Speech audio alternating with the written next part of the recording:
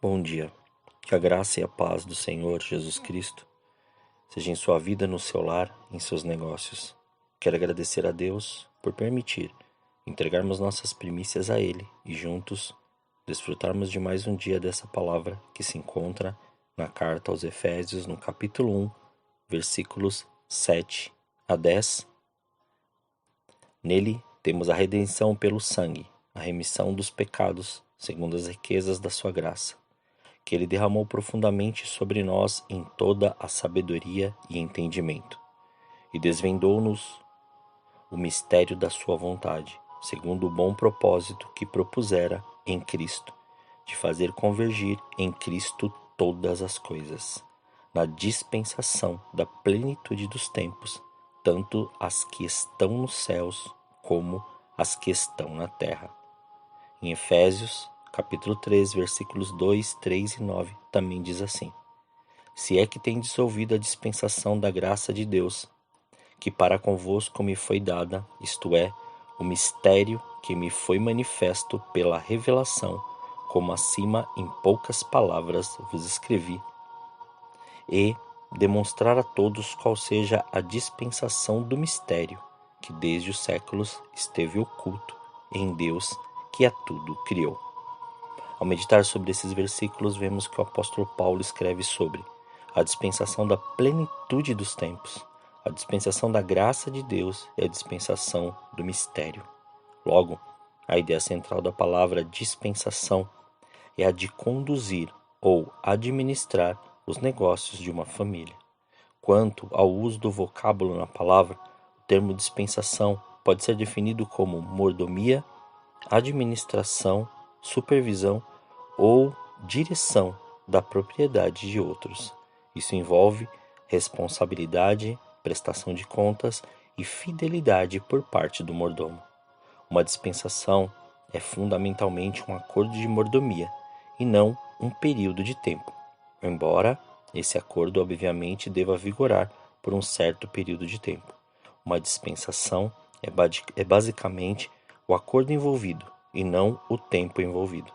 Uma definição concisa é a seguinte: uma dispensação é uma administração distinguível na realização do propósito de Deus. Dispensação, do grego oikonomia, significa administração de um lar ou afazeres. Aqui neste texto significa a administração que Deus faz da história, o cuidado, o zelo do Senhor na direção da história como se fosse uma grande casa debaixo de sua administração perfeita. Plenitude, do grego pleroma, significa aquilo que é, tem sido, preenchido, cumprimento, realização. Aqui significa algo preenchido de forma correta, no momento certo, de forma plena, precisa e perfeita. Tem a ver com a realização da obra de Deus no tempo que é mencionado a seguir no versículo, ou seja, Deus agiu através de Cristo no momento certo, plenitude de seu plano. Tempos, do grego kairos, significa medida exata, tempo fixo, tempo definido. Aqui ligado à plenitude, traz a ideia de algo acontecendo no tempo certo, no tempo exato em que deveria acontecer. Ou seja, todo o plano de Deus converge, ou seja, une todas as coisas segundo a vontade dele, no tempo certo, de forma plena, em Jesus Cristo, que fez com que todo o plano do Senhor se concretizasse. Não existe atraso, não existe falha, tudo ocorre perfeitamente. Por isso a prioridade do reino de Deus tem que ser nossa essência, como descrito no Evangelho de Mateus, capítulo 6, versículo 33. Buscai, pois, em primeiro lugar o reino de Deus e sua justiça, e todas estas coisas vos serão acrescentadas. O reino de Deus deve ser a nossa prioridade e maior motivação. Jesus nos dá a maior chave para a nossa felicidade plena nesse pequeno versículo. Alguns conceitos divinos estão escondidos nesta afirmação do Senhor e que vamos explorá-los a seguir, para que possamos adentrar na justiça e nos nossos direitos, ou melhor, nos direitos do reino. O primeiro conceito é o reino. Reino refere-se ao governo de um rei sobre um território colonizado.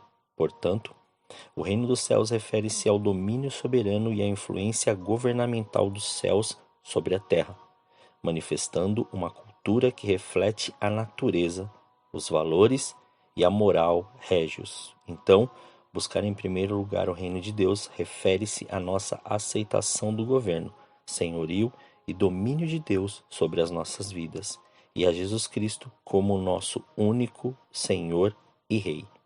A tarefa de buscar o reino e a justiça de Deus em primeiro lugar é uma ordem dada por Jesus e não uma sugestão. A primeira parte da prioridade divina é a ordenança divina de buscar o reino. O texto na segunda carta de Timóteo, no capítulo 2, versículo 15, expressa o conceito bíblico de buscar.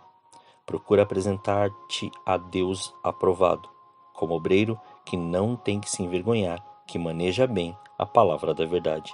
O termo grego traduzido como procurar é spoudazo, que também significa estudar ou trabalhar.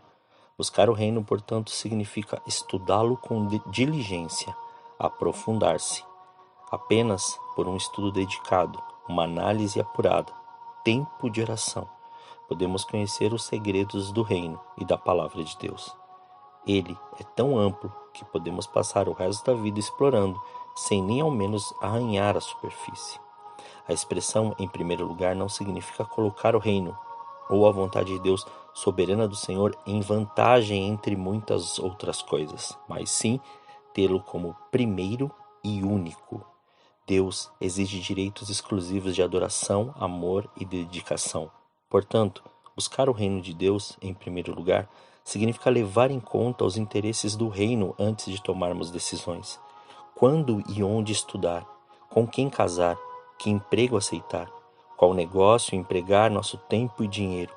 Antes de decidir sobre estas e outras questões, temos que fazer-nos a pergunta: isso está em concordância com o reino de Deus? Ou, o que desejo fazer ou com quem desejo associar-me será benéfico ao reino de Deus? Desenvolver o hábito de considerar o reino em primeiro lugar e nos submeter à vontade soberana do Rei nos ajuda a fugir de muitos erros e decisões ruins. Lembre-se, o conceito de reino é a influência do rei sobre um território. Portanto, ao buscarmos o reino de Deus,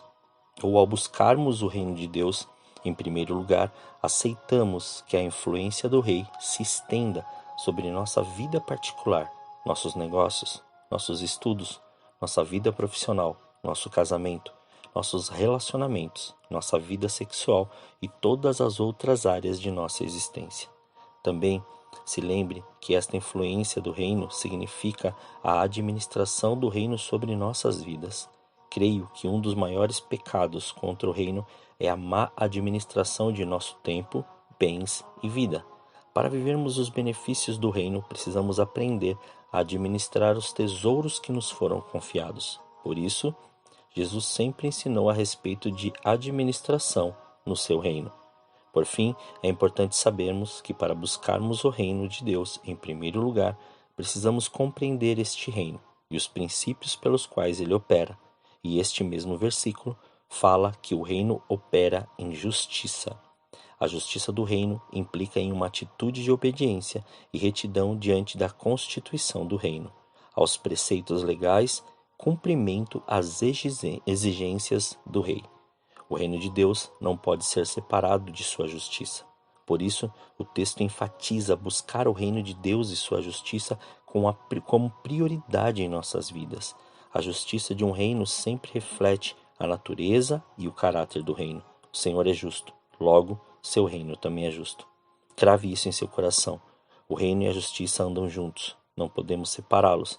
Observe o que diz no livro de Salmos, capítulo 89, versículo 14. Justiça e juízo são a base do seu trono. Misericórdia e verdade vão adiante do seu rosto. O trono, o governo de Deus, está fundamentado em sua justiça. O que dá segurança e fundamento ao reino é a sua justiça. Este salmo está afirmando que Deus aplica sua justiça e juízo através de um olhar misericordioso e com verdade. Portanto, a justiça do reino é coberta de compreensão e verdade. Portanto, ao enxergarmos de uma maneira ampla o reino, vemos que nossa responsabilidade é de administrar tudo que o Senhor colocou em nossas mãos. Mas, se não administrarmos e organizarmos nossa vida espiritual, a nossa vida física será uma bagunça. Não o faremos em nossa casa, com nossa família, não conseguiremos desenvolver nosso ministério e chamado, e não faremos profissionalmente e nem em nossas empresas. Faça aquilo que o Senhor tem te capacitado a fazer, pois o cansaço virá, mas o Senhor é que renova as suas forças, pois administrar o reino de Deus, que está em nós, é algo que exige esforço, dedicação, fé e amor. E isso o Senhor tem acrescentado em sua vida. Queira e faça, pois Ele te deu sabedoria, entendimento e discernimento em Cristo Jesus. Oremos. Senhor, nós te louvamos e te agradecemos, Pai. Graças te damos por este dia, porque o Senhor tem, Pai, cuidado de nós em cada detalhe. O Senhor tem nos mostrado o seu amor e o Senhor tem nos mostrado a sua proteção. Muito obrigado, Pai, por tudo que o Senhor tem feito e por entregarmos, Pai, estas primícias, estas primeiras horas a Ti. Então, que estabeleça, Senhor, este reino, Senhor. Este reino sobre a vida de cada um dos Teus filhos. Este reino, Senhor, sobre sua vida. Este reino, Senhor, sobre seus pensamentos. Este reino sobre suas emoções. Este reino sobre sua saúde.